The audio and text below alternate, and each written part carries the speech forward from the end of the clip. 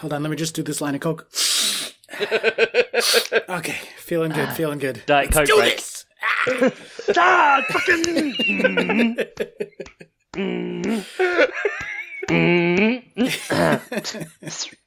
Right.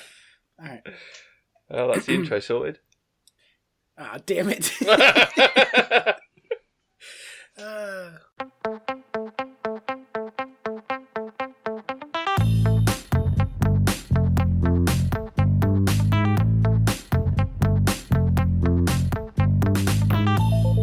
And welcome to another episode of the Miles Offside podcast, where we talk a little bit of football and a whole lot of nothing. My name is Oscar Puente, also known as Footy from Afar, and with me as always is my co-host Chuck Bailey and super producer Ian Simpson.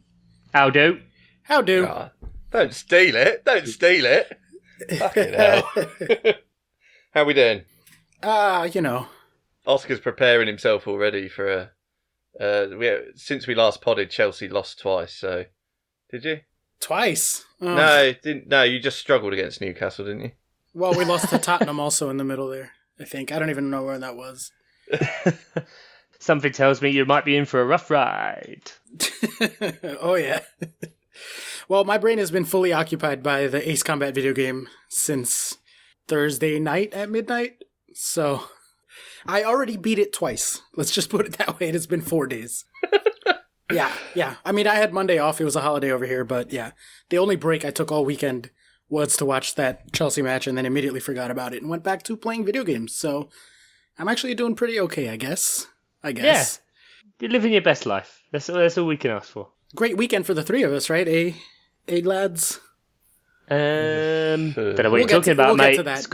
Scored 3 goals at Anfield. Don't know what you're talking about. Great day. Call it a win.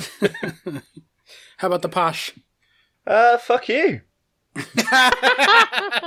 Fuck you. Well, if you are joining us for the first time, welcome. We are the Miles Offside podcast. I promise we're friends. We just talk a lot of shit to each other. I don't promise. Make no such promises. No, you don't speak for me. I mean, literally I am right now, but that's fine. The way this goes, we run through some news, we deep dive into a couple of topics, we take a quick break, we come back, we do some listener questions, some prediction games, and take a look at next round of fixtures. Let's take it away with some rapid fire news. Our top story this evening: the Miles Offside podcast have launched a Patreon page. Ta-da! What is a Patreon? Well, Chuck, let me tell you. If you're a listener of this podcast and would like to support us to be able to continue producing this podcast, why don't you chuck in a buck?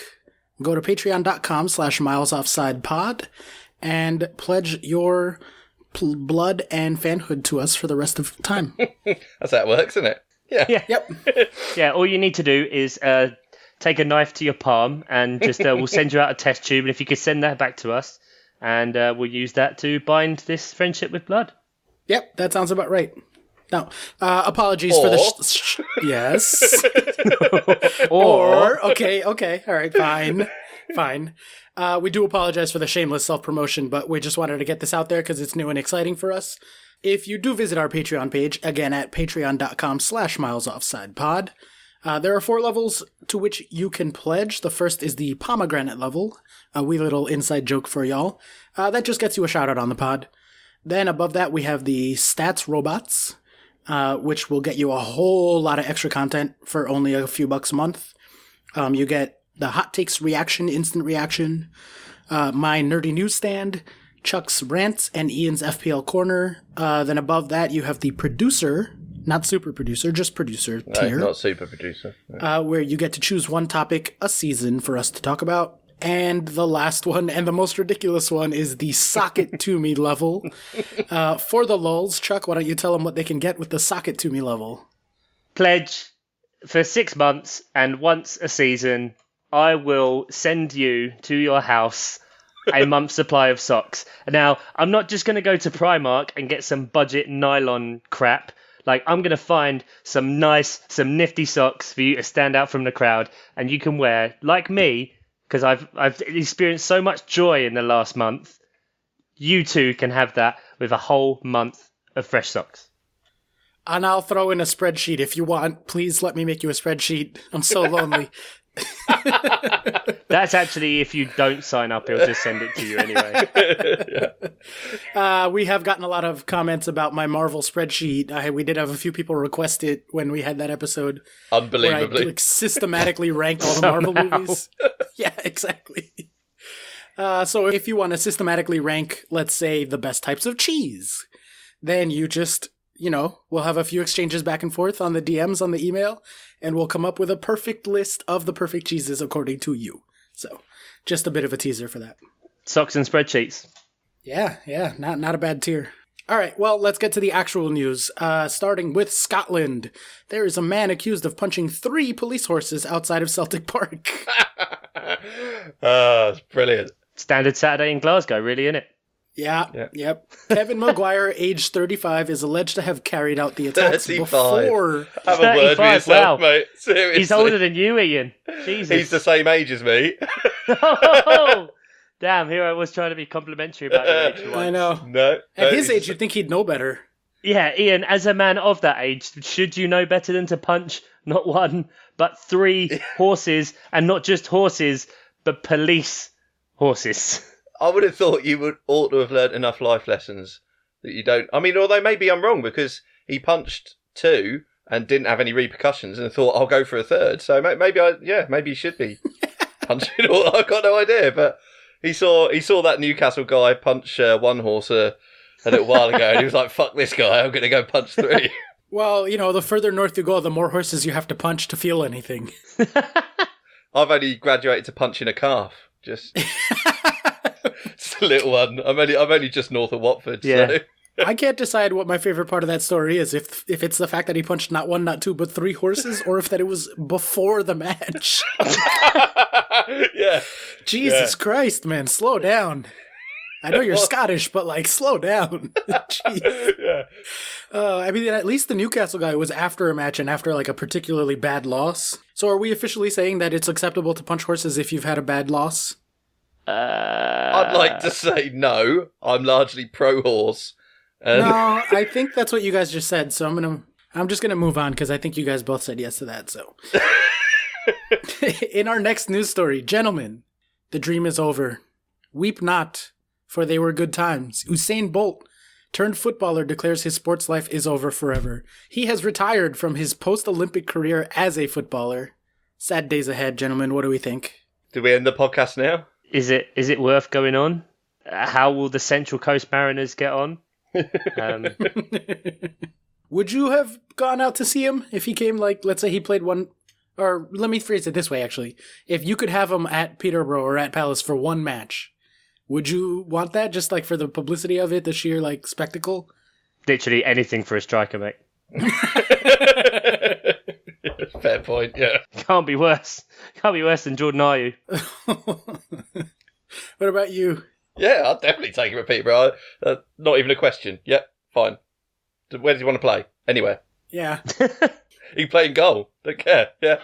We let him 4 against Luton at the weekend. Fuck it. Yeah, stick him in goal. Oh, man. Oh, I thought you lost 2-0. No, 4-0. Okay. There you go. Yeah, 10 men after 25 minutes, 4-0. Oh, good. Yeah. Well, from one player retiring to the next, gentlemen, Barcelona have signed Kevin Prince Boateng on a loan move from Sassuolo. Yes, that's right. You heard correctly. Kevin Prince Boateng. And there's not 2 of them. It's the one you're thinking of. Kevin fucking Prince Boateng is playing for Barcelona. He's got some dirt on, surely. Yeah, who's he got pictures of? Either that or it truly proves that agents are worth every penny. He's my most hated footballer, FYI. Oh, really? Yeah, absolutely. Pray tell. Come on, give us, because I don't have any strong feelings about the guy. Give a toss. Well, he grew up in Berlin with his brother, Jerome, who notably plays for not only Bayern Munich, but also the German team. He was never good enough to make the German squad, and through the youth systems had a lot of rivalries with players that end up being famous for Germany. So he gave up and went to play for Ghana, and he kind of always held that grudge and just talked a lot of shit about the German team, including his brother when it was on it. Then, when he was in the Premier League, he took out Michael Ballack and broke his fucking leg in Ballack's last ever game for Chelsea in 2010. And the reason that Ballack missed what would have been his last ever World Cup for Germany in 2010. And then afterwards, doubled down and was like, yeah, no, I'm happy I did it.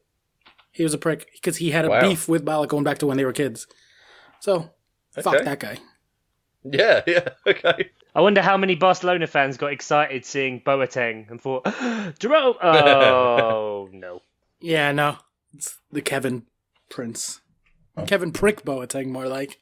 Hey-yo! There it is. Well, it is that time of year, boys. The injuries have starting to take its toll on all the big teams. The next bit of news story is a bunch of news put together, really. Dele Alli out until March with a hamstring strain. Harry Kane out until the middle of February, I believe, or maybe longer. I think it's March. March also, okay. With an ankle injury, the same ankle that he's always had problems with. And Hector Bellerin out for 9 months with an ACL. Yeah. Which we'll talk about that, obviously, during the Chelsea match, but that was not fun to watch. Like, obviously, I hate Arsenal and their players. Slow-mo videos went around, and it just looks like you see the inside of his leg just rupture, basically, and fire back down to his calf. Like, yeah, that's not fun.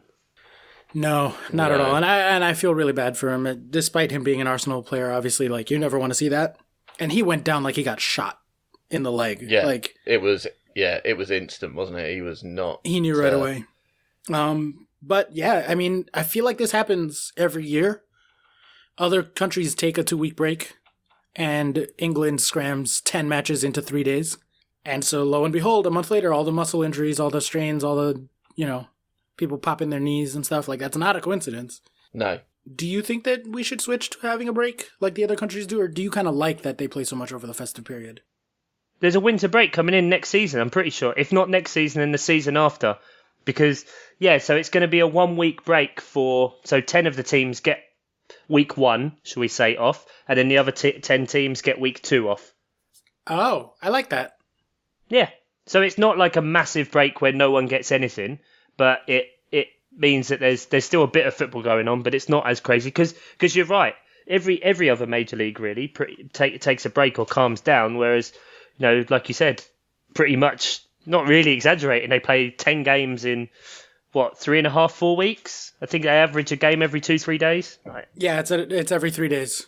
And that's not, and that's if you're not, counting earlier in the season, you've got Champions League, and then straight out of it, you've got the FA Cup. Like, no wonder, we were saying last time about the magic of the FA Cup, no wonder a lot of the big teams rest their players because they've just come off the back of so many games. I mean, having said that, though, this winter break is going to be in February. And a lot of the games, so a lot of the games we've already crammed our Christmas schedule like we love to do in this country with football. And I would be sorry to see that go because I love the Boxing Day, the New Year's Day, all that. I love all that. But yeah, so I mean, maybe the damage has already been done. If the winter break's going to be February and it's only going to be one or however you said it works, there's some like two weeks or whatever for each team. It's sort of, I don't know. Yeah, they need it in January. They don't need it in February. It's too late by then. Yeah. Unless they then restructure how the games go. I wonder if this is if that February thing is partially in anticipation of the Qatar World Cup. Because that's going to be November, December. Like, it starts the day after Thanksgiving here, so like the last weekend of November. And it goes through about Christmas of that year. Like, I don't know what the fuck is going to happen to the clubs that year. Like, it still feels like a dream that's not really going to happen. Root for chaos, boys. Yeah, I know. Yeah, exactly. I mean, in the US, like, if MLS teams happen to have a player that goes to the World Cup, they just play without him. They're just going, like... African Cup of Nations in January, right? Players just leave. So Sadio Mane is gone. So I don't know if the Premier League is just going to do the same thing and just be like, oh, fuck it. If you guys have a player at the World Cup, like... Oh, it would decimate, though. It would make it a crazy-ass season. Like, that's where you get another Leicester coming out, right? Like... Yeah, maybe, yeah.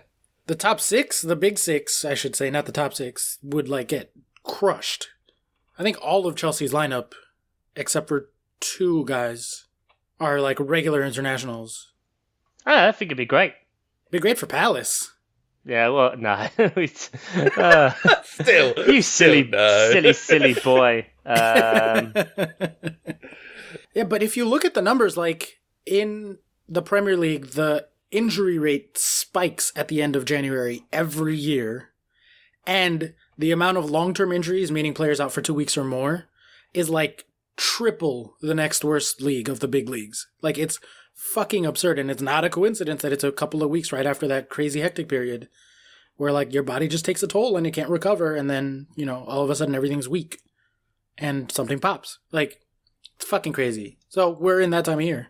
Luckily, knock on wood, Chelsea haven't been hit too bad. And I don't think Palace have been hit too bad either. It's just been Tottenham and Arsenal, which is great for Chelsea. Well, you never wish injuries on anyone, but if it's going to be someone. All right. And to end on a bit of a somber note, the news recently, and this is, as we're recording, it's still somewhat of an ongoing story, but the 3 days after he signed for Cardiff City, Emiliano, I don't know if I'm pronouncing that correctly, Salah was on a light aircraft which disappeared on Monday night. French authorities have confirmed he was one of 2 people on board which went missing in the Channel Islands. So he was presumably on his way to Cardiff, or at least in the process of, it was a record signing for them, and he is missing and is presumed dead. So just like an upsetting story. Obviously, we're not going to make jokes about it. Every once in a while, these serious stories do come across, and since we do have a news segment, we kind of do have to bring them up. Our hearts go out to the Cardiff fans, to obviously his family, and everyone involved in the situation. It does kind of put everything into perspective, as things do from time to time, that there are more important things than football, and we take a very silly thing very seriously because, it makes us happy in our own lives, but at the end of the day, much bigger things matter than that. So, our deepest condolences and sort of heartfelt stuff goes out in that situation. And that should about do it for news. So let's go ahead and get into the bigger stories of the week. And let's start with Chuck. Liverpool 4, Palace 3. How are we feeling about the trip to Anfield, Chuck? It's always such a good game, innit? Like, I'm pretty sure everyone sees Palace Liverpool at Anfield and just can't wait. I'm sure it must have it by now, because over the years, the amount of great results we'd had against them, or just great games, like that 4-3, really, Liverpool had to go back to the old style of Liverpool again. And it really rocked Jurgen Klopp that he wasn't happy about it. And, the way they're celebrating at the end, you'd think they'd beat a decent team. It's not like Liverpool have form for over celebrating mediocre sort of results. Yeah. I thought it was interesting that, like, I must admit, when I saw the lineup and Speroni was in goal, I was like, "Oh, this could be interesting." Yeah, well, when he's come back in the past, he's done really well. Like a couple of seasons ago, he came back and played against Man United, and we only just lost 1-0, and I think he made like 11 or 12 saves in that game, and he was phenomenal because Hennessy was having a really bad patch and picked up like a little injury, which made him come in. But yeah, that was. You felt for him with the first two. It was a great keeper, but it's just I think age now. I mean, he hadn't played since 2017, so it's been at least 18 months or something. Back into 2017. Although he kind of was, even going back, known for his like kind of brain fart moments, because famously his debut. I saw people were sort of sharing video and telling stories about his debut for Palace. He comes on and tries to dribble in his own box, gets it taken away from him, and then the other player like chipped it and scored over him. Yeah, no one thought he'd last longer than that game. Never mind, now that he's been at the club, 14, 15 years? I can't even remember now. It's been so long. Is he a club legend for you guys, Chuck? Yeah, definitely. He had a testimonial game, but like he's huge. He's known as Manos de Dios. So you're not mad about that? I mean, clearly that was like a really bad decision. Well, the first two goals, because people were saying about this, like the first 2 goals, Liverpool, you can say it's lucky, but, you make luck. And sometimes when you are a great team, you'll have those moments which will get you through games. So, a massive deflection from Van Dijk's kind of mega speculative shot that kind of just drops in front of goal for Salah, who can just kind of tap it in, as much as people say it's a clever finish or whatever. Like, he just sticks his foot out and hits it in. Yeah. Easy. And then the second one, again, Firmino's, it just kind of goes off a Palace player's leg. I can't remember who it was in the end, maybe Kouyaté. And it just goes into the opposite side of the goal again. Then, obviously the big blunder, it's in a difficult spot. The defence has fallen asleep, really, and let Milner wander into that really dangerous position where Speroni can't really go out because he can't really come to the ball, because then Milner can just pass it easily out and the goal's wide open, and he can't stay because Milner can easily crack a shot off from there and get it in. So it's I felt for him, but yeah. Yeah, it was a bad situation to be in, but he also didn't do the best once in that bad situation, so it was a bit of both. No, that was very brain fart. I do always look forward to Liverpool Palace. I still have really fond memories of Kristanbul, as you guys always call it. Yeah. Right. Was that the game before or the game after the Gerrard slip? That was the game before. It was the game before. Yeah. That season was magical for so many reasons. But this game just had so many crazy ups and downs. I mean, like you say, the deflected goals that Liverpool had. Liverpool should have had a penalty for a handball. The Townsend one. Yeah, the Townsend one. See, people saying he should have that should be a penalty. I kind of understand where people are coming from, but Townsend's got his arm across Mane, and then Mane puts his arm straight up. So it's almost like Mane more pushes his hand up towards the ball. So I think that's possibly why the ref gave it, because it 100% wasn't Townsend's intention to, whilst facing the referee, put his hand up and kind of tap it down.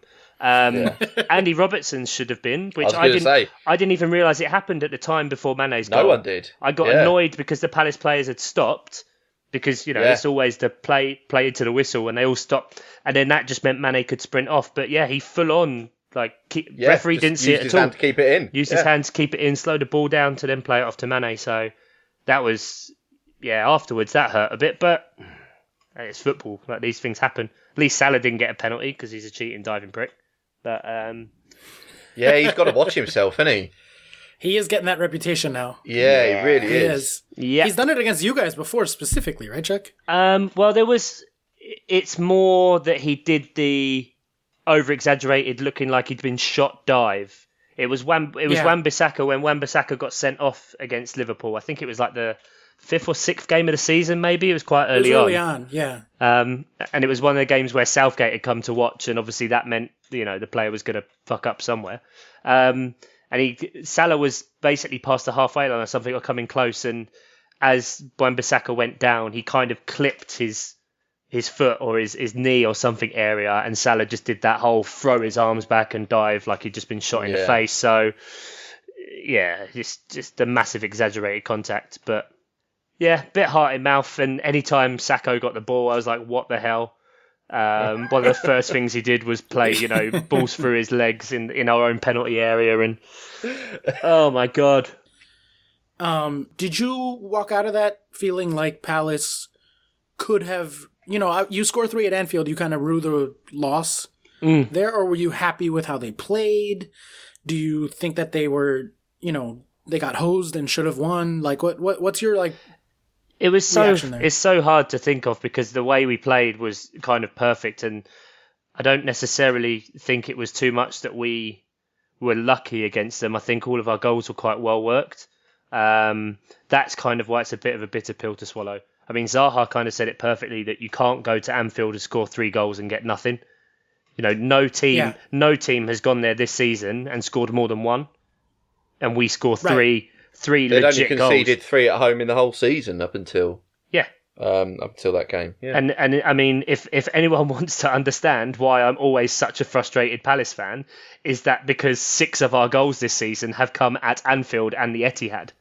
Something like 25% of our goals have come against the 2 best teams in the country, or two of the teams that are competing to be the best team in Europe. You want to know why this club is a fucking roller coaster ride? There it is, right there. And 0 points from those, right? Yeah, no, because we beat Man City. Beat Man City 3-2. Yeah. Oh, nice. Okay, yeah. It's been such a fucking crazy season. I don't remember all the results. Yeah, no. So yeah, I don't really feel too disheartened, and we were playing out from the back, and it was really confusing. I didn't really understand it. What's happening here? When MacArthur had the ball and there's like 7 Liverpool players around him, I'm like, no, get rid of it. And then the second he passed it out, I turned to my dad because I was watching my dad and it was just like, we have to score here. Like, this is the only chance we'll get. And he's like, do you reckon? And bang. Yes. Andros Townsend. Nice. He's good, man. He scored against City recently too. Yeah, he scored against City, Chelsea and Liverpool. So, Flat track bully, isn't he? So January move out then, huh? Yeah, probably. Is this the kind of match that at the end of the season we look back on and say, wow, Liverpool weren't that good that day and they conceded 3 at home, but they still managed to win? That's what makes a champion? Like, was it a winning mentality, like this club has grit, or was it a lucky day? If you watch the game, like obviously Palace went in 1-0 at half time, and it did not surprise me at all that Liverpool got 2 goals back in 7 minutes, because they just went full on, like Liverpool of old just threw everything at Palace, and so that's why it's kind of the style of play, because it is so attacking, lends itself to those kind of moments. So I think they kind of go hand in hand with it, and very much I think it is the kind of game where you don't play from Liverpool's point of view, you don't play well, you get a bit lucky, you concede 3, but you still win. That is kind of where you ride out your luck. Leicester did it in another way when they won the league, of just going 1-0, right, that's it now. Shut up shop and defend. Yeah. And they did that for, 6-7 games in a row. They won 1-0, I think. Something like that, yeah. That was with Vardy's run, right, when he just kept scoring and then they would shut down. I think it was after his big run. It was, just after that, because it was like they got themselves into a position where it was like, shit, we might actually win the title, and then seemed to go Mourinho on it, and it fucking worked. It really did. Not really working for Ranieri now at Fulham, though, is it? No, I don't think he's got the same tools. No, but they could bring in Mourinho and go Mourinho on it. Ugh. He's gonna get a job, Chuck. He's gonna get another job. Just accept it now. He's already been on Qatar TV, isn't he? Yeah. What was that horrendous? I don't know if you've seen that, but he was on the horrendous channel with Richard Keys and Andy Gray and like Dennis Wise, like sports, yeah. Literally just an absolute convention of on that TV channel. And they were. It's weird that they don't use that as the strapline, isn't it? Weird. Yeah. A convention. Yes. Brilliant.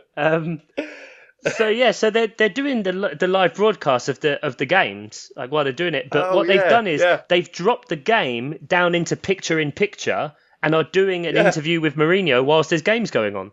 Like, what the hell? Imagine, you've tuned in to watch the game and instead they're just, but this chat where he can't even talk about Man United because he's contractually obliged not to. So we're going to carry on with this chat for 15 minutes and just, shrink the game into a picture-in-picture. Yeah. Fucking mental. Brilliant. Well, I guess Chuck isn't too disappointed about his team playing out from the back and losing, but someone else is. Did Chelsea play it out from the back? Did they play it out anywhere? Did they play? Let me just introduce the segment. All right. Arsenal 2, Chelsea 0. That's it. That's all I got. 2.1 to 0.8 on XG. Dominant first half from the Gunners. They fucking played us off the pitch in the first half. And then the second half was nothing. Chelsea had all of the ball. 70% possession in the second half. And nothing to show for it. Just a whole lot of fucking nothing. What are your guys' thoughts on this? Did you watch it? Did you fall asleep?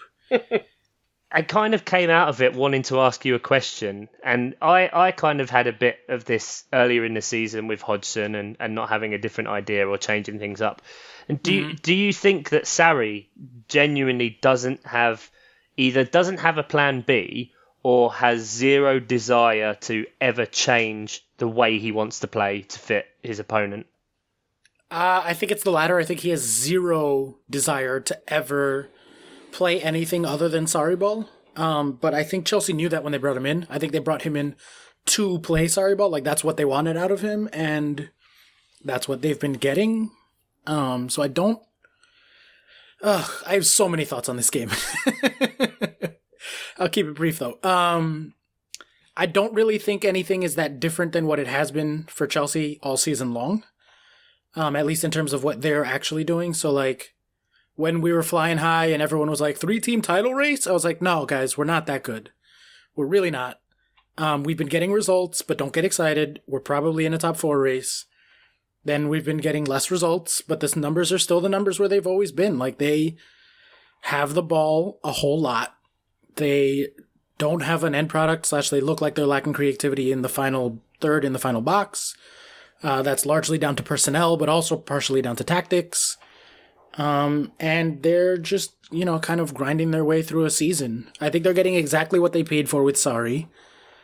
And I think, yeah, you're right. No, he doesn't have any other way that he wants to play, but I don't think that he, is being pressured by anyone other than Chelsea fans to play a different way. Okay. He just is going to keep trying to go with it. Like, that's why they bought Jorginho, right? They brought in Jorginho, who is the, fulcrum to Sarri ball. And they've just been kind of going at it the same way all season long. And I think now that teams are starting to figure it out, Arsenal did the exact same thing that Tottenham did. They man-marked Jorginho, he couldn't do shit, and everything else fell apart from there. Like, it's the same tactic. Yeah. 2 big London teams did it both to us, and it's really bad because those are the 2 teams we're in competition with for the top 4. Like, I think we need a plan B. I think it's worrying that they don't have a plan B.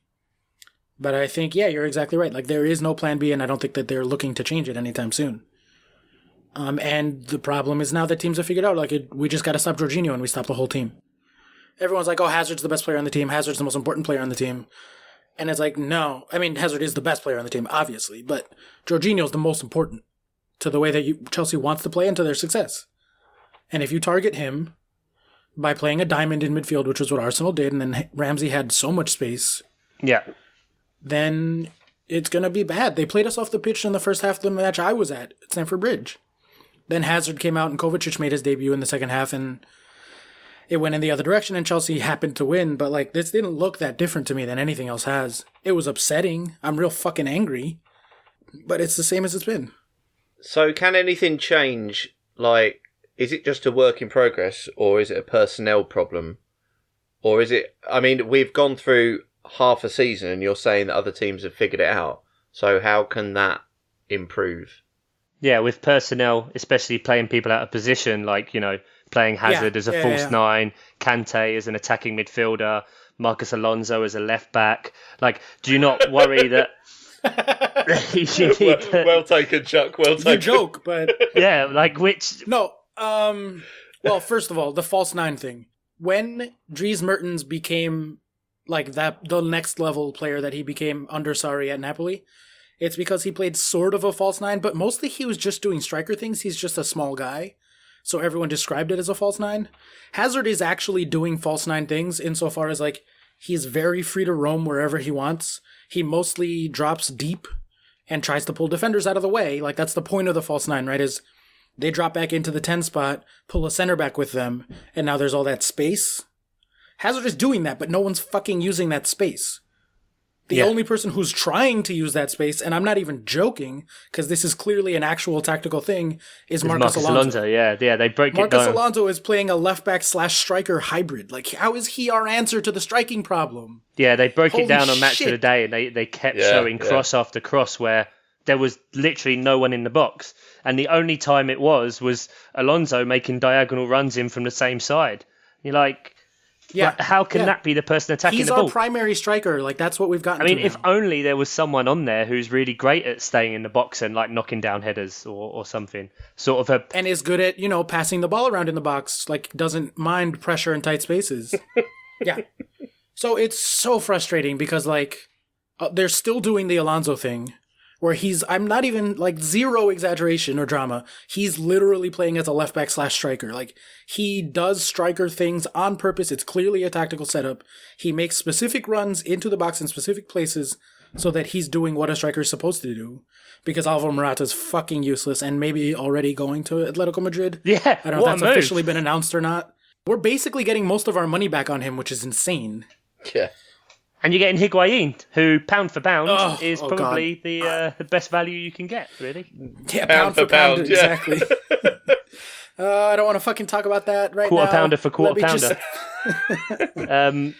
But surely he'll be good. If he's not massively mobile. His best ever scoring season came under Sarri. Like, surely if you just want someone in the box, like, he's your man.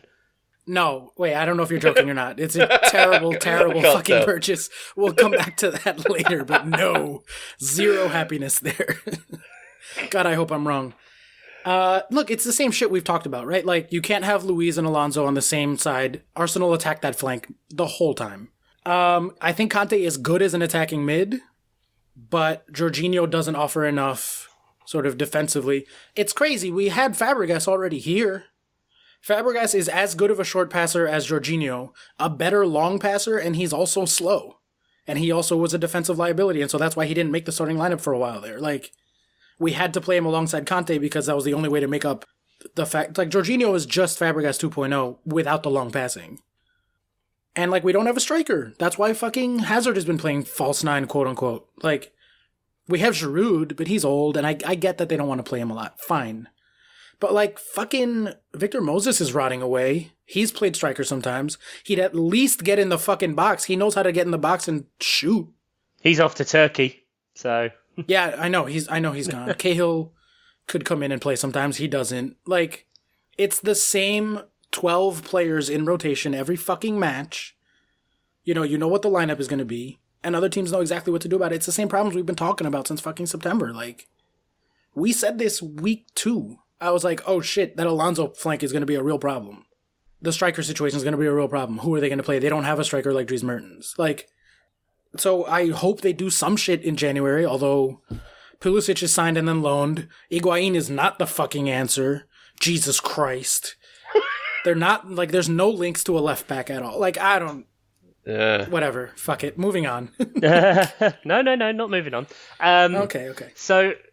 Obviously, there's that kind of side of it. Do you not worry now with Sarri getting very vocal in the press to the point where, to make sure his point was absolutely clear, he did his post-match interview in Italian with a translator, and basically dug out all of the players saying that they can't motivate themselves or anything. Yeah, when you have belligerence of a playing style and you have digging out all the players in the media, are you not just worried it's going into another Mourinho situation? I mean, that's always the concern. Mourinho isn't the only manager that has left on bad terms from Chelsea. You know, Conte literally sued the club. Remember that? It happens. I have a couple of reactions to this quote. By the way, here are the actual quotes, just in case one of our listeners didn't hear them. You're right. It's the first time he's gone to Italian because he wanted to make exactly fucking sure that he said exactly the words he meant to say. I'm angry, very angry indeed. The defeat was due to our mentality more than anything else. This is something I can't accept. This group of players are extremely difficult to motivate. This is not a team that is going to be well known for its battling qualities, but we need to become a team that is capable of adapting, possibly suffering for 10-15 minutes, and then playing our own football. Like, that is shots fucking fired at the players. And so off the back of that, then my next point is, because before, when there was the kind of the snakes in the dressing room thing of people trying to get... Was it Mourinho fired? The second time? Where the players... the second time, they tanked that season. And that was meant to be supposedly Costa, Hazard and Fabregas, right? Yeah, that's what I heard. So do you think that could be one of the reasons why Fabregas is gone? If he is known for kind of stirring up a dressing room in a negative way when I don't think so. Stuff Not like at a all. manager... No? No, I think that's why Costa's gone, for sure. Like, specifically because he feuded with, like, very openly feuded with Antonio Conte. No, I don't think that's why Fabregas just, and rightly so, is entering the last stage of his career. He wanted to get more secure minutes. I don't even think it's about the money as much as, like, players that are good don't want to be sitting on the bench. He didn't seem to see a way into the team, and so he was like, all right, I'm going to go for one last hurrah somewhere where I'll actually get some minutes. He fancied going to France for a relegation battle. They're not doing well?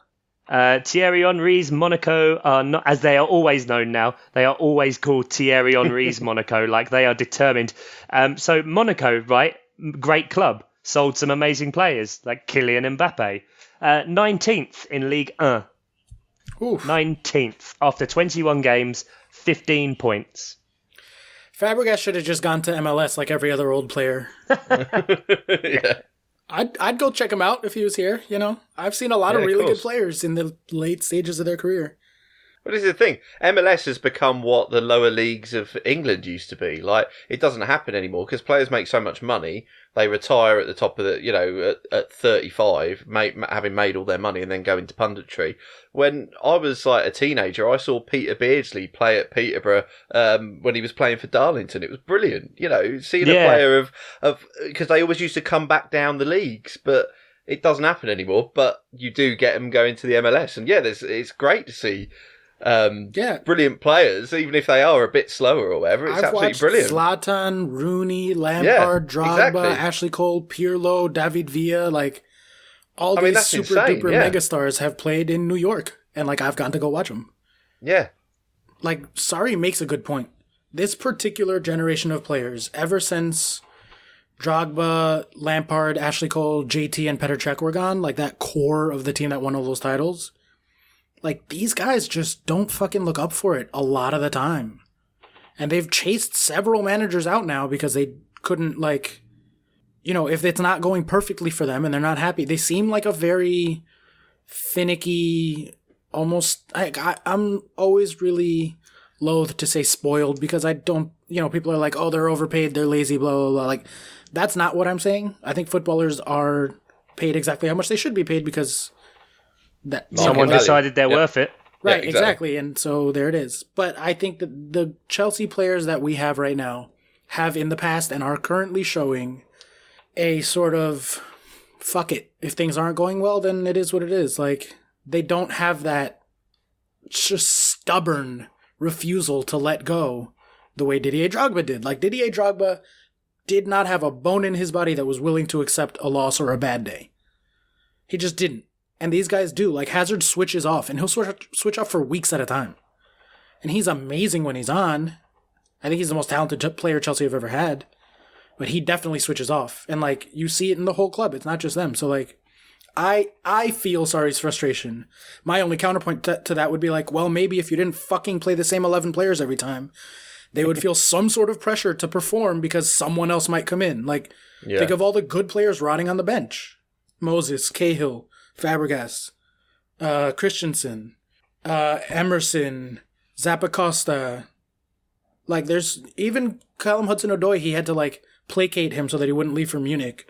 But he couldn't play in this game. Like, how are Willian and Pedro still playing every fucking match? I don't understand. So, like, yes, he's right. This group of players is sort of willing to go down without a fight on occasion. But he also has to motivate them. He's not doing enough to motivate them. Like, that's his fucking job, is figure it out. And part of that definitely has to do with the fact that all of them know exactly who's going to be in the lineup, and they're safe in their spots. Like, so that's where I'm at. Ian, how about your hot takes on Peterborough from the weekend then?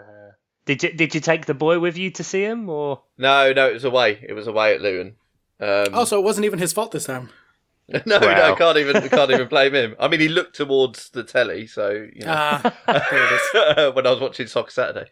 No, I think I must admit I can't remember whether the sending off of one of our defenders was after we'd conceded 1 or 2, but if it wasn't, then the second goal went in very quickly, and it was like this is clearly going to be bad, and 4-0.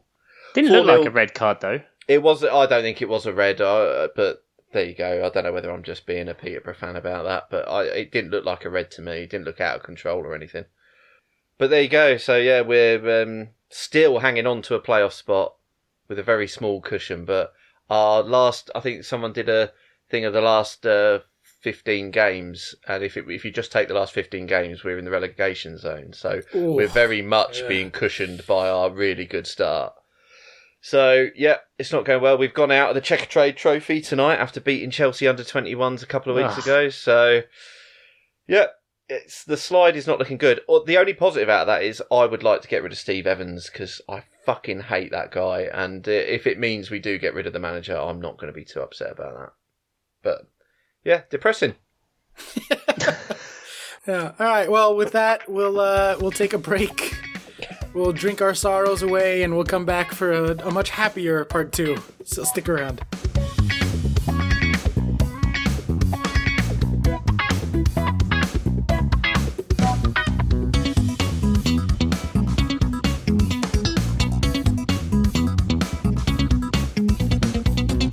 Welcome back to Miles Offside Podcast. We spoke a little bit about football in the first part, and now is where we get to venture offside as ever, due to you guys getting in touch with us on all the social media. You can find us on Twitter at Miles Offside Pod, on Facebook, Miles Offside. You can email us. Have we had an email yet? We haven't had an email yet, have we? Yeah, we had, remember that guy who shit himself and had to wash himself off in a river? Planes. Emu Planes. Yeah, that's right. Emu Planes was an email, yeah. Dave's pseudonym. Dave's alter ego. Well, if you two would like, we haven't had an embarrassing story for quite a while, so maybe we'll get the ball rolling again and share some of ours in a few weeks. But you can get in touch with us on email at milesoffsidepod@gmail.com. And you can also, I believe, send us messages via our Patreon page. And you can go there should you wish to become a patron of the podcast and help us keep this thing going. That is patreon.com/milesoffsidepodcast. Yeah, well, it's patreon.com/milesoffsidepod. But yeah, other than that, you were correct, yeah. We got some questions. So we'll go for we got a new tweeter, so I thought I'd put them up top. Ooh, new tweeter. Okay, that's a jingle, yeah, lovely. A jingle I'm thinking of putting in there, guys. I'll clip that up, that'll be the jingle, lovely. At FPL Lewis. Now, this is a little bit old because we haven't recorded in a couple of weeks, but I thought it definitely bears going in. So, how does Oscar feel about slagging off both Willian and Pedro on the last pod, calling them crap and old, only for them to go and save the team against Newcastle? Ha ha, crying face emojis. Not just the last pod. I feel beautiful that you did it not 5 minutes ago as well. Exactly. Who's this new tweeter? I think can we block him? Or? No. Oh, new tweeter. Always happy to have someone new. Look, a broken clock is right twice a day, right? First of all, I like Willian and Pedro a lot. I think they're really, really been good servants for the club. I think they've had good memories here. No, so I mean, they're still really good players. Really, really, really, really, really talented. Did I have enough reallys in there? I think so. I think you needed one more really to make it yeah. To be really properly genuine. respectful. Yeah. No, they can still have really amazing days, and I think especially against Newcastle, where they have time and space and their age doesn't matter as much, they're gonna do stuff like that. So it's not that surprising to me. I'm slagging them off, but I still love them. They're still Chelsea players, and Willian especially. It's been tough this year. I've said this to Emily a few times, where I'm like, I wish they would stop playing Willian so I could keep liking him as much as I always have. But yeah. Okay. Johnny OG DM'd us and said, "It's Sunday evening. I'm on a train from Runcorn back to London. I'm listening to the Miles Offside podcast, and the woman next to me is watching USA Border Patrol or something like that. Who has the worst deal?" Well, at least he's getting a train out of Runcorn. Why the hell? Well, they both are. I wonder why he's in Runcorn. Yeah. Jesus Christ. Well, Runcorn is an industrial town and cargo port in Halton, Cheshire, England, and in the southeast of Liverpool City region. Its population in 2011 was 61,789, and the town is on the southern bank of the River Mersey, where the estuary narrows to form the Runcorn Gap. So presumably he was doing some lovely sightseeing at the Runcorn Gap, I would assume. I'm surprised you didn't read out, and is also the setting for seminal British sitcom 2 pints of lager and a packet of crisps. Is it?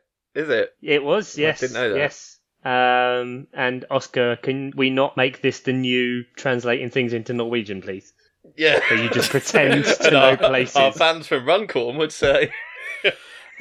Exactly. As our fans from Runcorn would say, that's bang out of order, mate. Oh, dear. Not fucking having that. Oh, dear. Oh, wow. That's staying in. Yeah, I've got to stay in. Valiant attempt, Oscar. A for effort. Yeah, absolutely. But my word, F for attainment. Was it bad?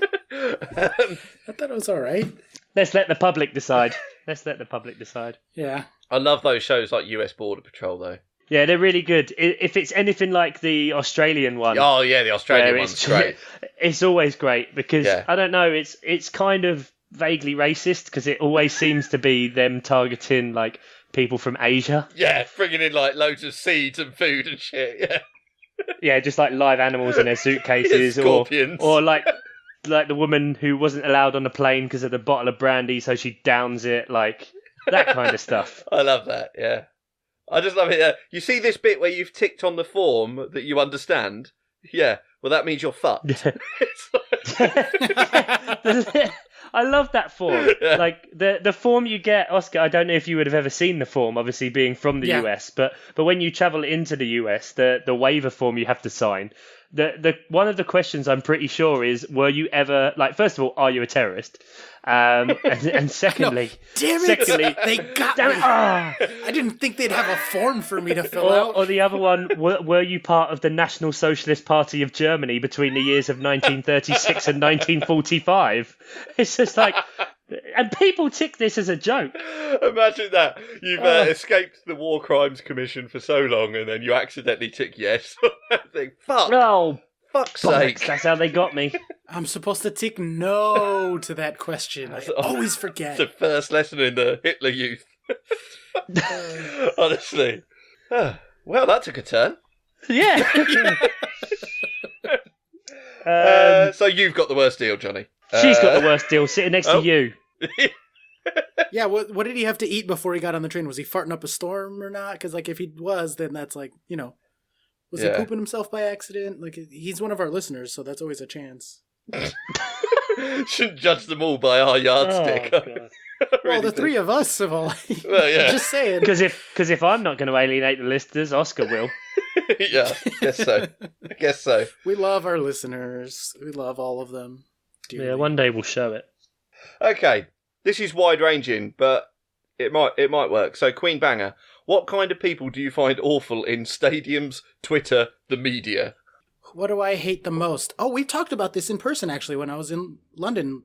I really, really, really can't fucking stand when people are like, oh, you have to be from the neighborhood, you have to go to the matches to be a real fan. There's a very particular brand of football fan that are like, if you're not a season ticket holder, fuck off, you shouldn't have an opinion about the club. I believe they're called racists. A lot of them are. At Chelsea they are. Yeah. Oh, dear. That's a bit awkward. Fuck you. I'm a bigger fan than anybody, or as big of a fan as anybody you'll ever meet. And it doesn't matter that I didn't grow up watching the team, and I didn't grow up in the neighborhood, and I only ever see them on TV, except for that one time I went to go see them at Stamford Bridge. Like, being a fan of something and where you were born or who you grew up around are completely unrelated. I think you can be as legitimate as a fan as anybody in the fucking world when you know about the team, you care about the team, you bleed fucking blue for this team. And conversely, you can be a season ticket holder who's a casual, who isn't a real fucking fan, who will, like, sell their season ticket. Like, perfect example, I had season tickets to New York City FC. NYCFC when Lampard was there. Now, I couldn't tell you a single player in the lineup because David Villa just retired. I was a season ticket holder, but I was there for, you know, reasons, and I'm not a real fan. It's a weird one because, like, yeah, you needed to support someone being American and being a soccer fan, but it is weird that, like, when it comes to English fans, it does, to me, it should be like wherever you've sort of lived or grew up or spent the most time, you should support that local club. So if I was a Man United fan, it wouldn't make any sense. Like, I don't live I mean, it would, because you live anywhere and you're a Man United fan. I was going to say, it wouldn't make sense for you to be a Man United fan because you live in England. Maybe I shouldn't choose Man United, but, you know, that wouldn't make any sense. I'm a Peterborough fan because I've lived here since I was 2. I've grew up, you know. So, for me, I feel like it would be weird if I supported someone else. But, like, I get what you're saying. Obviously, you have to choose a club. You know, you made a choice, and like you say, you spend as much money, you spend as much time as anyone else. You're obviously a proper fan, but for me, the paradigm changes when you're talking about English fans. It's sort of, you know, when my response to that would be, though, that I've gotten in the same argument here. I'm a fan of the New York teams because I grew up in New York, but, like, there are people who are just a fan of the Chicago Bulls because Michael Jordan was really good when they were a kid, or are a Patriots fan because Tom Brady is really fun and really good and they've won a lot of titles. My thing for that is like, you know what? When there's sort of like an age limit, right? Like when you're a kid, you could be like, I love the Yankees. They're so good. I love the Boston Celtics. I love the Los Angeles Lakers, whatever team, right? Because you're a kid and you just want to like cheer for the winners. Yeah, when I was a kid, I did sort of follow Man United because at the time they were the, treble winning. Yeah, There you go. And if you had stuck with Man United and you were to this day a diehard Man United and you like bought a jersey and like, then I'd be like, you know what? I don't care that you're from Peterborough. You're a Man United fan and I respect you as a Man United fan. I think you have to choose at some point, usually when you're a kid, for whatever team you want, whether it's local or just because they're popular. But once you're there and you're a fan, you're a real fucking fan and you can't switch. Like, I'm not about those people who were Man United fans 10 years ago and are Man City fans now. Or, whatever. Like, fuck them. And Chelsea has a lot of those too. Yeah. Like, I'm not saying anybody can be a fan. There's a right and wrong way to be a fan, but... Yeah. I wouldn't respect you if you're a Man United fan, Ian. No, well, when I say I used to follow it, I mean, I've always been a Peterborough fan. Like, first games I went to. But it was just you go to school, all your mates have like Premier League teams, and if I'm honest, most of them were Man United because they were winning European competitions. They were, so it was just like, yeah, fine. But like, when I was 8 years old, I went to the Peterborough playoff final. I went to matches of Peterborough matches. I was a Peterborough fan, but it was just someone to follow, But yeah, it's an embarrassing chapter in my life. I mean, this is Queen Banger carries on from this. What people do you find awful? And I think we could do an episode on the people we find awful. So maybe we'll keep that one. Well, if she subscribes to Patreon and becomes a producer, she can choose whether that is one of the topics. Absolutely, yeah, absolutely. But then I think she just wants. This is quite beautiful in a way. Can we just love each other and cheer a player from the rival team who scores a great goal? I'm not cheering a Brighton player. I don't care what you say. Well, okay, so when we're talking rival, I mean, you've picked there your staunchest rival. Brighton, Millwall, Charlton. Yeah, obviously you're never going to cheer it. Never. Yeah. No. But I mean, there is a sort of gallows spirit that comes with when you're losing 4-5-0 or whatever, and they score again. And if the other team scores a worldie, I've certainly been in a Peterborough crowd when we've been down 4-0 already and someone scored something absolutely amazing. You just go, fuck me, that was a good goal.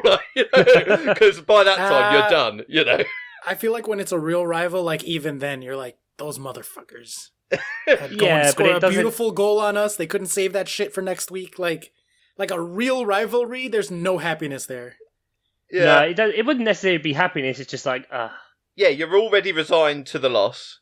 So it's just sort of, I don't know. Like, I remember being, and I think I've discussed this very match, but like when Peterborough played Cardiff, it was years and years ago, and we were 4-0 down at half time, and like we scored soon after the break, and we're all singing like we're going to win 5-4. No one fucking believes it. Yeah. But it's just like, well, fuck it, who cares, And there's a bit of that sort of spirit about it. Who's Peterborough's biggest rival? Good question. So, if you were old, like me, or whatever, then you would traditionally it'd be Northampton Town. But we've not been in the same league as them for a long, long time. They've been lower than us for a long time. So when I was sort of growing up, it was Cambridge United. And now I would say MK Dons probably, which I love that they're our rival because they are nearby. I fucking hate the way the club came about. Everyone hates MK Dons. Yeah, exactly. It's a great local rival to have. So yeah, now it would probably be MK Dons. But I mean, your traditionalists would say Northampton or Cambridge. Yeah. Gotcha. Okay. I mean, on the subject of the beautiful goals thing as well, I was there for Giroud's Puskás winning scorpion kick. Oh, of course. Yeah.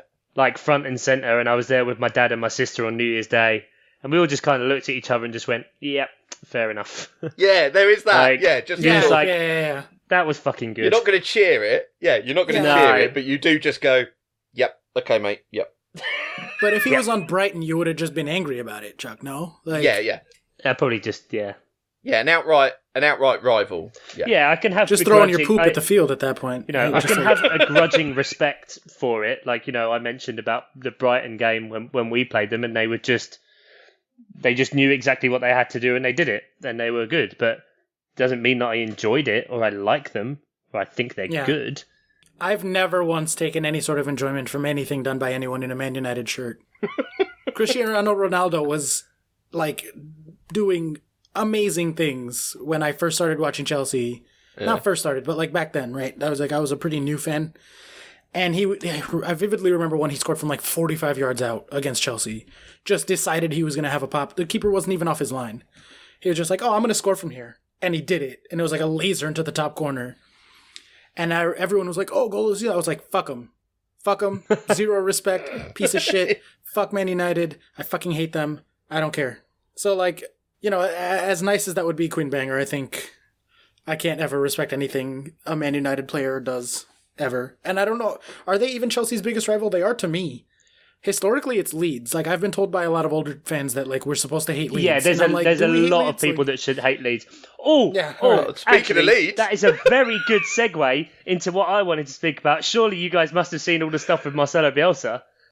This fucking Spygate stuff. I love it. Like, I don't know about you guys, but everyone's saying he should be fired, he should be fined, like, docked points. No, fuck that. He should be celebrated. Like, that man put in the work. I mean, it takes a lot to threaten your son-in-law to make him go to watch games at training grounds. I might have been like, oh, that's a bit iffy. And then you get the press conference with the PowerPoint presentation and everything. And I'm like, I am fully on board because that was fucking incredible. Have you seen the videos? Yeah, I watched it and there's it was videos, unbelievable. There's transcripts. The work that man put in, like... Oh my God. Like, I'll tweet out, I was watching like a little 4-minute video of it today. And like, Oscar, if you haven't seen it yet, like, you'll get full nerd boner. I've seen it, yeah. Like, he's saying like they spent 4 hours on each of Derby's games. Like, every team's game last season, they spent 4 hours analysing every single game. But where is the time? Percentage breakdowns of their formations and who plays where, so they can set up for. I mean, it was impressive, and that's that's at the Championship. I mean, what do the Premier League teams do? I mean, they don't all do it because Bielsa's well known for this, isn't he? But maybe they buy a house across the street from the training ground and climb up a tree. Climb up a mountain and get themselves a high-powered camera and lest we forget, there is previous of this with the old Swedes in the World Cup. Yeah, of course. Good I times. thought it was great. Like, that's a fucking doubling down and then some. Jesus. He was like, you know what? You know what I need to do? Make a PowerPoint. Make a PowerPoint and sit down a load of journalists who don't know why they're there and just go, look, I know you're going to ask me questions about it, so here is everything. They were all called like a day early. Like, so, I know, I'm all for it, man. I'm all for it. Fuck cheating and like blah, blah, blah. It's not cheating because it's just analysis. And he even, it's not against any rules, is it? And he even said, the only reason I send someone to the ground isn't because I want to know what they're doing. I already know what they're doing. Here is everything I have just on Derby. I send him there for my own anxiety. Like, that's just it, so I know. Yeah, I know. And you mentioned it brilliantly. Yeah, it's his daughter's boyfriend. He's obviously just press ganged into, like, what? You going out my daughter? Right, you do something for me. Fucking brilliant. He's like the Godfather. It's great. I love it. Yeah. And just sending these people. But then it's brilliant because they can't say it's cheating because they just lost to Stoke 2-1 for fuck's sake. So I know. Just imagine how good he'd be. Like, all that working for nothing. Like, they're still trash. Yeah, that is brilliant. But yeah, I am all for Bielsa. Like, ride hard for him. And if it means that Leeds get back in the Premiership and then everyone can go back to hating them, then crack on. Dirty Leeds. Dirty Leeds. But because Leeds were the first team I remember winning the top flight. Like, I think I was like 7 or 8. It was the year before it went to the Premier League. And 1991. Yeah, so I don't know about you guys, but like the first year you properly pay attention, those teams are sort of locked into your head.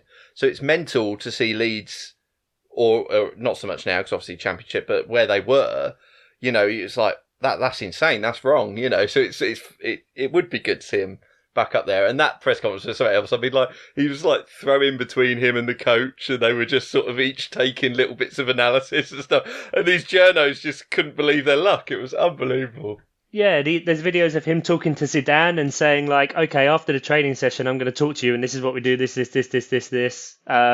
went, I think he was coach for Leganes or something. and they got beaten by Barcelona like 3-0. Yeah. And he went up to Pep and just started speaking all of these things and saying like all these tactics and what have you. And he's like, you know my team better than I do. That's an insane level of preparation, isn't it? Yeah, like that man's got my full support just for sheer stats nerdiness and B just for being a complete bastard with it and flaunting it and just being like, look, this is what I got. What do you want? How am I cheating? Come at me, bro. We need to start sending people to spy on other podcasts. Yeah. Oh, no. I'll get my son's girlfriend to go and see the football ramble, see what they do. Yeah, exactly. Right, and then Adam P. Faithful Adam P. has come in Keeps coming back with human punching bag. He Adam does. P. He loves it. Is there a more handsome player with less ability than Llorente? Just harsh. Hey, he scored this weekend, guys. All right, take it easy on him. He did score. It's just a shame it was the wrong end. Yeah, well, you know, they all count. No, I don't think that does. not on his tally. Graziano Pella. What? Right? Super handsome. Was not really that useful for Southampton, right? Mate, you don't get yourself a 500 grand a week move to China if you're not a good player. Come on, you don't get to play for your dream club. He was good for a bit. A bit? Was he now, or are they paying him to be a model? He was in FPL China? gold. I had Pella in my FPL team. I've never had Llorente. So Yeah, even at Swansea, Llorente was all right, but he wasn't that good. Pella for like a season was decent. Who else is good looking and shit? There's a lot of ugly people who are good at football, so there's a lot of the opposite. I mentioned Peter Beardsley earlier. Yeah. Diego Costa. Yeah, Yeah. that's one. Luis Suarez, for that matter. Speaking of cheating strikers. Yeah. Ronaldinho. Speaking of bucktooth people, yeah. They're all kind of coming in together now. Marcos Alonso's pretty handsome. I'm jealous of his hair. And I get so angry when I talk about him or think about him in any way whatsoever, so I'm just going to move on. Okay. I'm jealous of anyone's hair. Adam P. also says, how's Oscar holding up? Especially considering his club are signing a player whose belly is bigger than his upside. Ooh. This is truly just the Oscar Yeah, it's been a fun getting week. downtrodden and destroyed this week. Oh, bless you, Puppet. Shall we talk about Higuain then, or just... Oh, is that what he means? Yeah? Is that what it means? Go on, Yeah, I think we should. Well, why not? Yeah, go on, mate. Yeah, go on. Well, let me say... have a little chat. Let me roll my sleeves up. Literally rolling my sleeves up. Okay. Dig in, guys. Stretch a bit here. If you had told me a month ago that Chelsea would be selling Alvaro Morata and bringing in a big-name striker, I would have been like, sign me the fuck up for that, please. But if you had told me that it was going to be Gonzalo Higuain, I would have said, let's keep Morata. So give him another shot. Give the kid a chance. Because I hope I'm wrong on this, but I think it's a terrible fucking signing. First of all, Chelsea have a long history of making bad signings of big name strikers way after they're any use to anyone. So Shevchenko came in, yep. Torres, let's see, Alexandro Pato, remember when he was here? Samuel Eto'o. Oh my word, yeah. Fernando Torres. Again. It's so bad you said it twice. That's how deep it scarred us. 50 million quid, guys. 50 million. Falcao was here for a season. Oh my god. Forget these things. And then, but he flopped at Man United as well. Yeah, he did. Yeah, he scored one goal, which was obviously against Palace. We have a long history of signing old, slow strikers who are not good enough for the Premier League. So, just be another one. It'll be great. It's going to be great being a Chelsea fan for the next 6 months. What a good time. I think, just look, if you're looking for a target, man, there aren't many bigger. Targets, yeah. And wait, I do actually want to address something, though, because a lot of people have been, genuinely being like, no, but look at his numbers. Look, he's actually good, underlying numbers, and I love throwing underlying numbers at people. But I think that all of that comes with a huge caveat, which is that his underlying numbers are in Italy, where the pace is significantly slower. I think I don't remember the stat off the top of my head, but it's 2/3 as much running as there is in the Premier League, and like half of the high intensity runs. Mm-hmm. So he's put up pretty decent numbers, although he hasn't even put up that good numbers for the last 2 seasons. But he's put up some decent numbers, but in a not good league. Like I don't think even a young player with those numbers, I don't think I would trust to make the jump to England. Yeah. Let alone fucking an old fat one. Yeah. You thought Morata got caught offside a lot. Ugh. My God. I could see this happening much more. Can you... I mean, he could be stood offside, but if he doesn't sprint towards the ball, then he's not influencing play, which means the wingers come round and all of a sudden back onside. Oh, what are they doing, man? Like, it's such a bad signing. I don't understand what the fuck they're doing.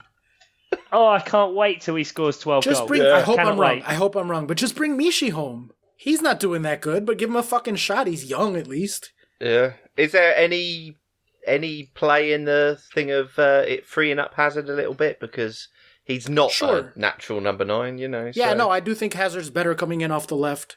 Yeah. I think that adds more creativity there so that Alonso has to do less. I do think that's good for it, but like, there's so many other strikers that I would put ahead of that list. Yeah. Ahead of Higuain on that list to get him. Like, literally, Chelsea have a bunch of strikers who should at least... It's January, though. Give him a shot, man. Like, you get what you kind of get. They're spending money on him. Also, the opportunity cost, right? Like, they're getting him, which means they're not going to go get someone else now. Yeah, but there's never anyone decent. No one sells a good striker in January. What do you mean? We got Fernando Torres for 50 million. It's a bargain. No one sells a good striker in January. What's Andy Carroll doing? Can we get him for a month? He's a target man. Like, oh my God. I'd take Andy Carroll over Gonzalo Higuain, and I'm not even joking. Like, genuinely would take Andy Carroll. He'll miss an open goal and then break his legs again. Like, that's just what Andy Carroll does. Oscar stands by it. Andy Carroll. Peter Crouch. Peter Crouch for Chelsea. I love Peter Crouch so much. Please. Yeah. Oh, how depressing. Right. And we'll end with our classic, Dave Matteo. To build from the sock obsession, do any of you have a specific shoe you always wear, and when the current pair are worn out, you just replace with an identical pair? No, that's weird. Do you think that's weird? Yeah, absolutely, that's weird. Really? Yeah, move on. Get a new... There's so many shoes out there, Dave. There's bigger shoes in the sea. I'm on my 3rd pair of brown desert boots from Next. Really? Yeah. No, there's so many shoes out there. Just go buy more shoes. I love shoes. How many pairs of shoes have you got? I mean, I have a pretty good sneaker collection. You know, I love my sneakers. Hang on, Oscar. This is a new running theme, I think. Like, me and Chuck, kids, no money, and we're sort of like, you know, oh, right, go on, Oscar. What is your sneaker collection? And like, how can we live? How good could things be? Yeah, I mean, with all your time and money, play video games and all that. So an obscene amount of trainers for me would be 10, 11. That'd be ridiculous. So how many have you got? It's north of 30. Let's put it that way. Fuck me. My sneaker collection. What I will say to Dave is I would never buy the same pair of sneakers twice, identical. But if I like a certain model of sneaker, like a couple of years ago, Vans had skate high MTEs, which were weatherproof ones. So they had like fur in the shoes and they were stain proof, snow proof, but they just looked like high top Vans. So they're great. I have 4 pairs of those. Okay. Just in different colors. So I just bought like every color that I liked. Fucking hell. I just bought every colour I liked. No. That's amazing. Once the shoe is literally, the sole is gone, you just buy it, you just go and buy a new pair. That's how my shoe... I think I have 5 pairs of shoes, maybe. That's including like dress shoes for like weddings and stuff? 6. Oh, there it is. So 2 pairs of trainers that I wear for work. I have 1 pair of Vans. I have 1 pair of desert boots. Then I have... Love the desert. Maybe I do only have 5. Football boots, they don't really count. No, they don't count. I have 1 pair of like red leather boots that are like I can't think of what they're I don't know. They're just like shoes, like fancy shoes. And then I have a pair of brogues. Roll back a touch. Red leather boots. So yeah, I need to hear about the red leather boots. It's not like red leather. Oh, for fuck's sake! Are they thigh it's highs? Like ox blood. Ox blood, right? So like a maroon Yeah, dark like brown. an oxblood cover. I think they're called monk shoes or something like that. Or Okay, how big are the heels on them? Are we talking 5 inches? Or are we talking Cuban heels. Fuck off. Cuban heels. Jesus. You can still find them. No, that's all my shoe collection is. Chuck, I'm pretty sure I literally own 6 different pairs of navy blue sneakers, just for when I'm feeling navy. Like, I go by colors, right? Like, it's all organized by colors. So I have like a bunch. I have 3 pairs of red ones. Navy is my most common color because I just wear a lot of navy. I have some black. My thing recently has been custom sneakers.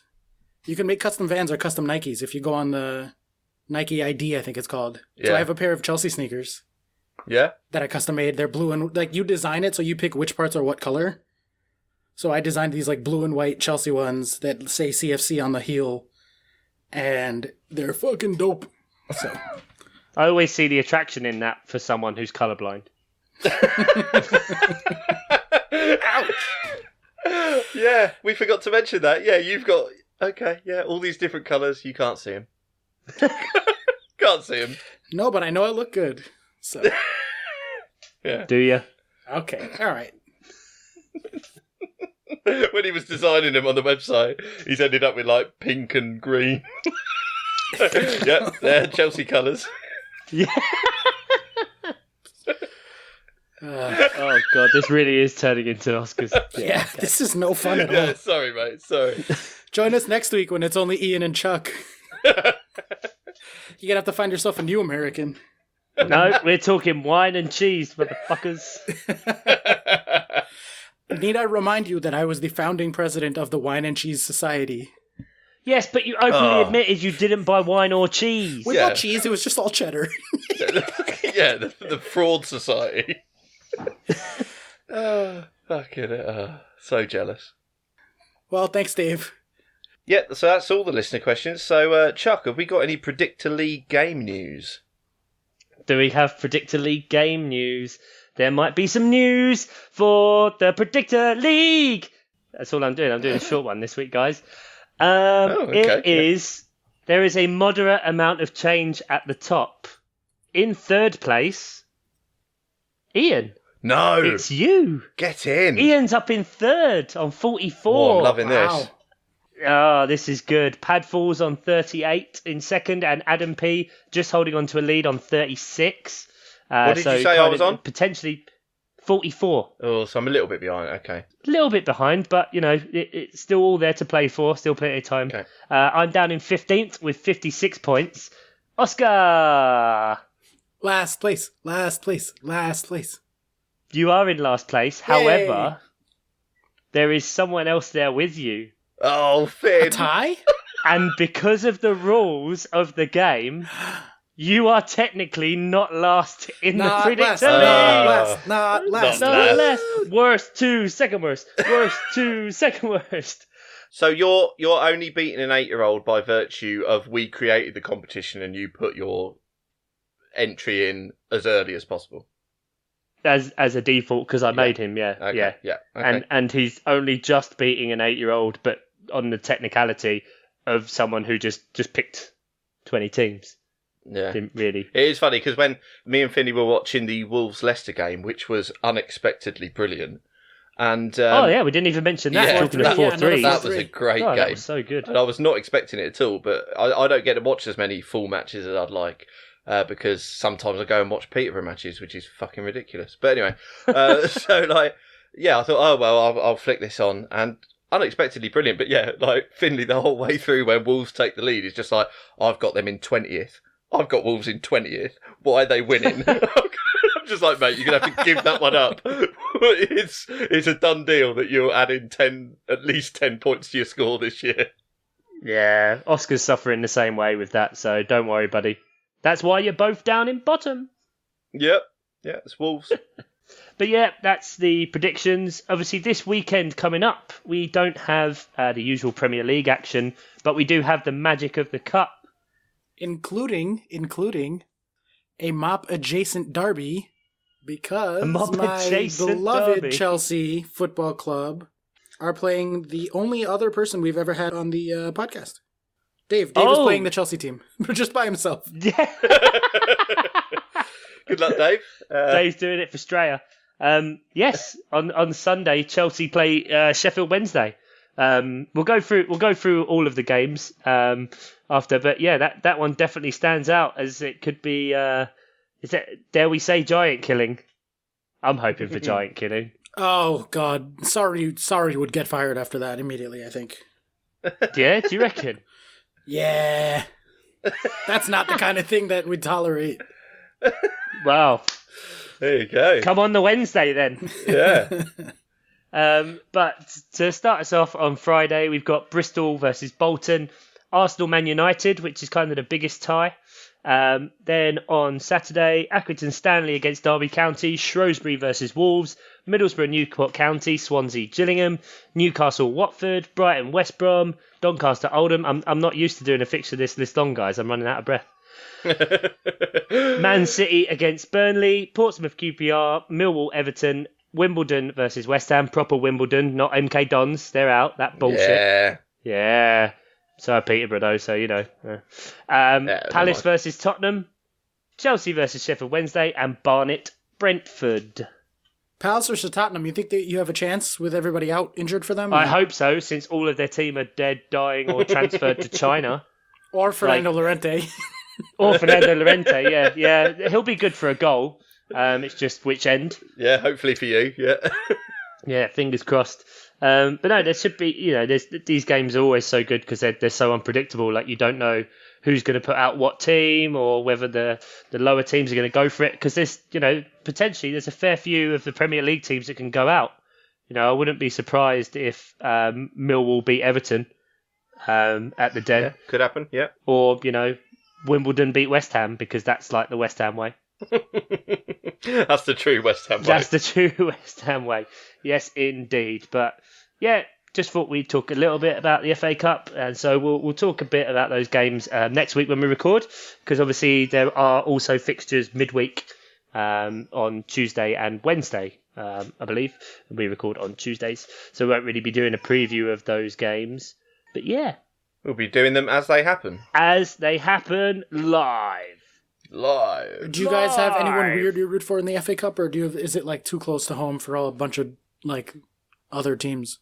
Like, so I always root for Shrewsbury because Eden Hazard one time calls them Strawberry. Oh, yeah. He called them Strawberry Town instead of Shrewsbury. It's Shrewsbury Town, right? Strawberry Town. Yeah, Shrewsbury. Yeah, Shrewsbury Town, and he called them Strawberry Town in an interview one time. So I'm like, Strawberry Town, let's go! That's brilliant. Yeah. Do you have anything like that? Well, I do now. I'm rooting for Strawberry Town. Strawberry Town to beat the Wolves. Strawberry Burger Town. Oh, God. Has anyone tried that yet? Surely not. No, I said I'd do it, but I haven't. Yeah, I don't blame you. I pretty much root for Palace until we're out, which is usually about now, fourth round. Unless we get to the final, which is mental. Do you have the thing of, like, if someone puts Palace out, then you'd like them to go and win it?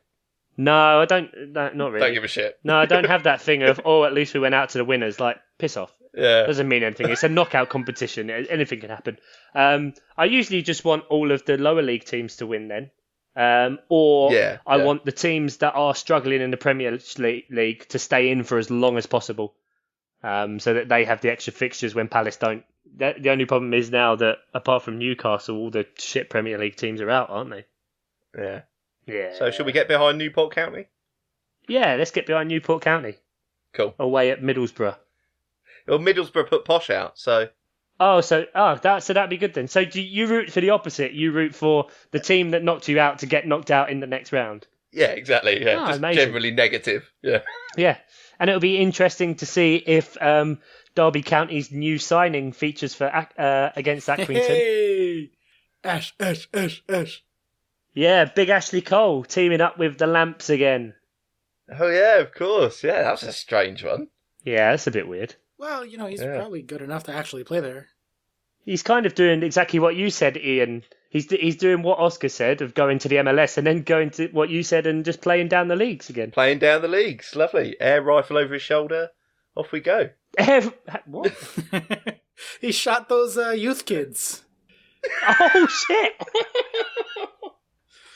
And Derby County's got loads of youth players from all over the place, so maybe that's why they he's get a gone bunch there. of Chelsea Target practice. youngsters for free, basically, because they like Frank Lampard. So there'll be plenty of Chelsea youth there for him to. Yeah, probably some of them have still got pellets in their arse. Be fine. Yeah, but that's for personal reasons. We don't talk about that, Ian. Well, okay. It's a safe space. What they choose to do with their pellets, we're not going to judge. We're not here to judge. There we go. I think that kind of leaves us, after speaking of pellets in youth players' arses, I think that's probably where we kind of leave before this one gets a bit dicey. But thank you very much for listening, guys. Thank you two guys for, taking the time, recording and shit, taking, I would say, time out your busy lives, but Oscar doesn't really have a lot on. He's completed all his games, that's what I'm saying. And I may as well That's not true. I haven't started Red Dead Redemption yet. Oh my god, fuck. Yeah, I might not be available to record for the next few weeks. No, there's always that, so we'll bear that in mind. But thank you very much. Oscar, anything else to add? Any closing thoughts or final words? Nothing. Just nothing. Beep, boop, sad. It's been a rough one for you, mate. I'm sorry. Yeah, I'm not. Ian, anything else to add? We knew this one was going to be a rough one for all three of us. I think you actually had the best result, really, Chuck. 4-3. 3 goals at Anfield, lads. That's all you need to make yourself happy. Congratulations, Chuck. That's my last message. It's always good. Nothing to show for it. Thank you very much, guys. And goodbye. Bye.